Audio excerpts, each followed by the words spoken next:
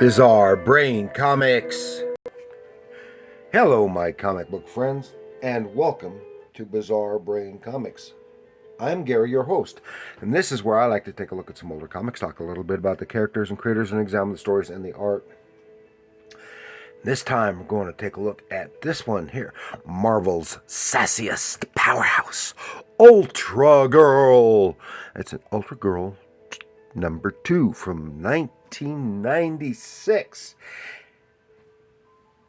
And this is the first thing I've ever seen of Ultra Girl. Go, what the heck? Who's Ultra Girl? I don't remember seeing the title. I think it was like a 4 or 5 issue miniseries or limited run or something like that. And and I don't remember seeing it. Hadn't heard of her before, but I thought it looked interesting, and it was interesting. Okay, like I said, Ultra Girl number 2 from Marvel Comics, 1996. This is written by Barbara Kesel with pencils by Leonard Kirk. And I think, don't hold me to this because I can easily be wrong because I didn't look it up. But I think Leonard Kirk, just based on his style, I think sometime later he did Power Girl for at DC. If not, it was someone else whose art style looks very similar. And does a real lovely job all through the whole book. See, an Ultra Girl is secretly, and unknown to her even, a teenage half-Kree mutant girl by the Kree name of Susanna. So, born on Earth under the name of Susanna Lauren Susie Sherman. And she has powers similar to those of Carol Danvers' Captain Marvel. And for a time, I guess, she was a version of either Miss or Ms. Marvel. I'm not sure how that was. And she was supposed to be the fulfillment of a prophecy, the ultimate unifier to free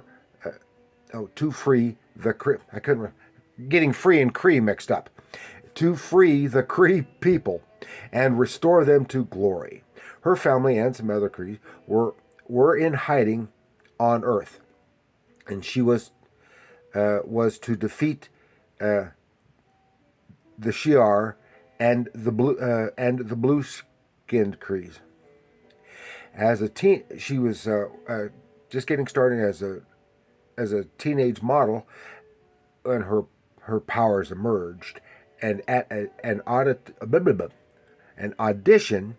modeling audition, she was attacked by a Sentinel robot, from the X-Men, and was revealed then as a mutant. And then shortly after that is when this issue picks up, because she makes references in here to fighting the robot.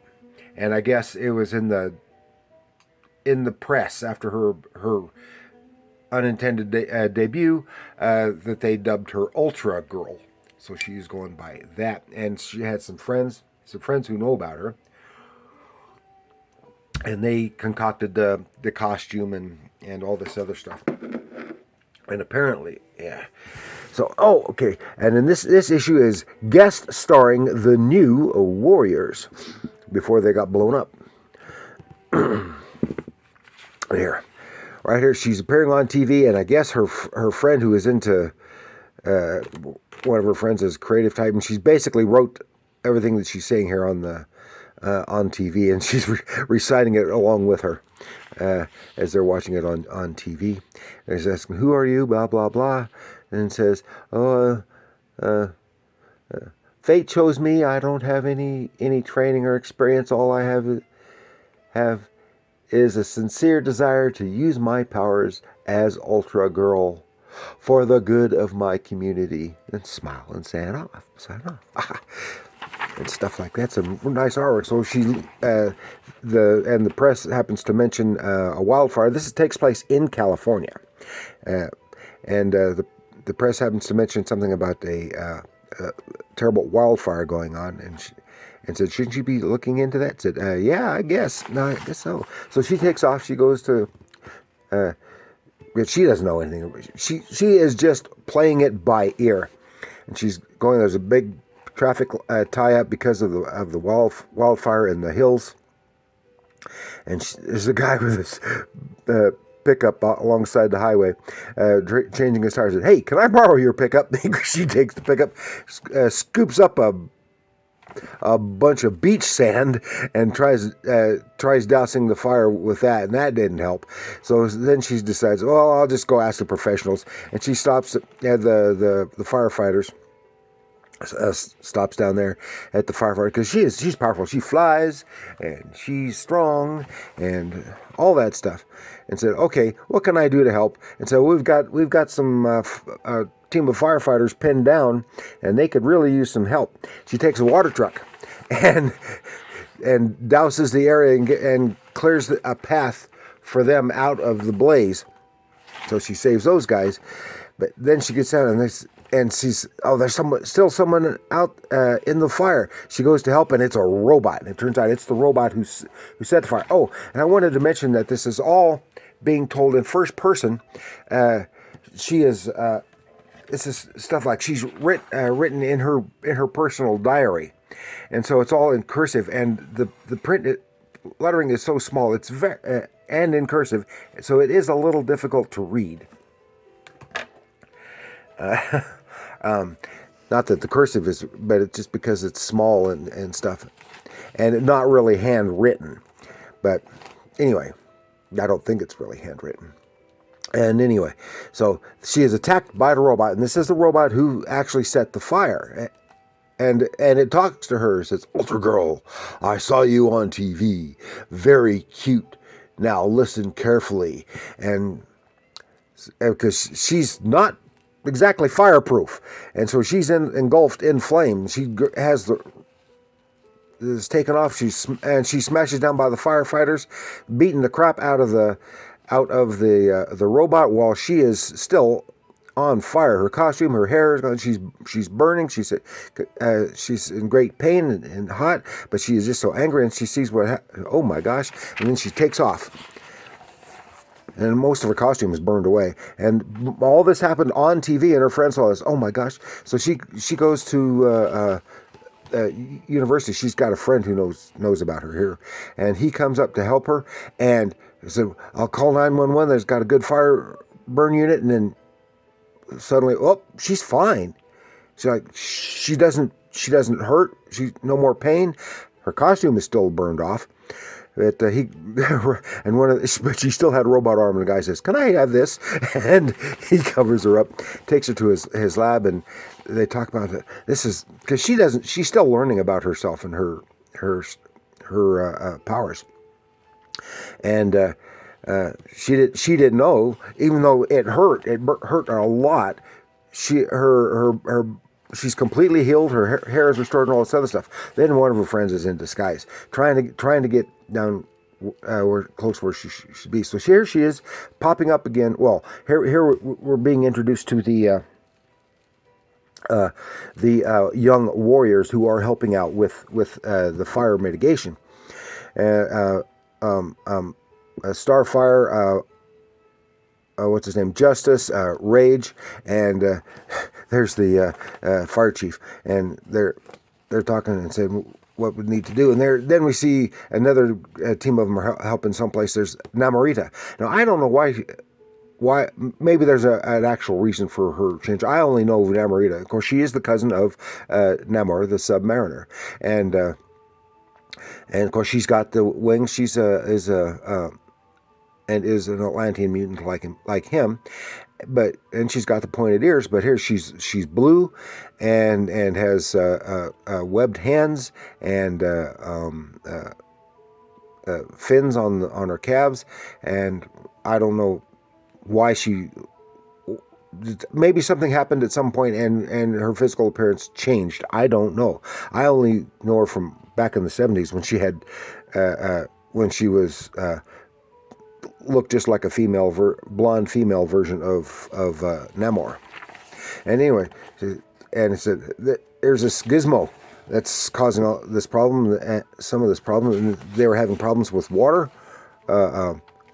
being attacked by water, and she took care of that. Has this gizmo that's in charge of it, and then Ultra Girl shows up in a lab coat. Her costumes are still all burned off, and she says, "I want to help," and Rage is kind of taking her to task while he's trying to flirt with her at the same time, and said.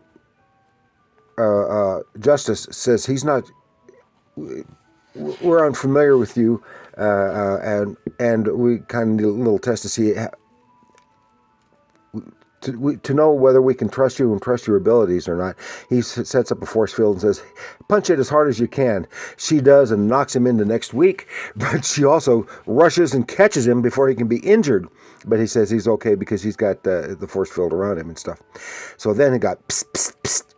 "Ultra Girl, over here. I got something you need." And he goes, "A friend of yours?" And she goes, "Oh, it is a friend of hers." And she's got a new costume for her so she can get out of that lab coat. Then she reappears in a new costume and still having. And then what's his name? Rage basically asks her on a date, and Starfire, who is a thing with Justice, thinks he might have been, he was a little bit too lovey-dovey with her as well, or friendly with her.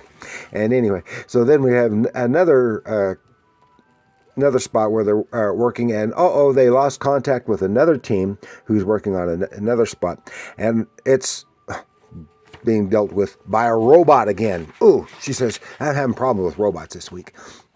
Then we change to her home, her family, friends, people who know she is Kree, even though she doesn't know she's Kree. And they talking about the prophecy and all this other stuff, and how she needs to be told all of this other stuff. Well, of course, she won't find out about that stuff now. When suddenly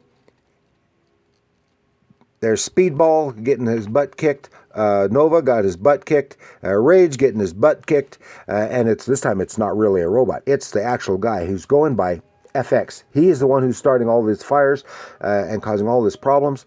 And he keeps making allusions to special effects, movie special effects. And some of the stuff that they've seen has been not real, but illusions from holographic illusions, while some of it has been real, like the fires and stuff. So he is holding the young warriors both at bay and kind of hostage when we come up to, there's Namorita's walking off, and says, "Time for marshmallows. Come to join me. Oh, that's right. You'll burn. Oh no, not into the fire again." She goes, "He's not." "Sure is." And now they go, "Feel the burn." Says, "I'm going in. You coming?" So that's where this one ends. Dun, dun, dun. And remember, she's just a teenager, 16, 17, 18, something like that. I don't even know how old she is. And she is a complete novice. It is an enjoyable read. And if I come across some other issues, I have no problems with getting some to read. And it's some really nice artwork, some nice visual storytelling, good characterization in the writing, because it's not all plot driven, but it's not all character driven either. It's some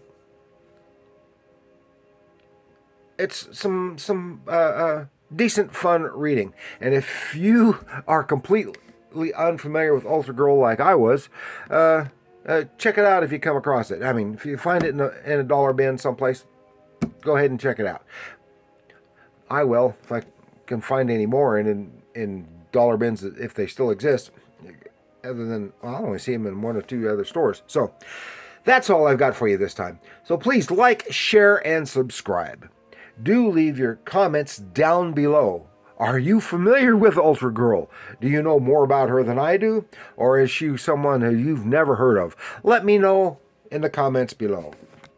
And remember, people, comics are art.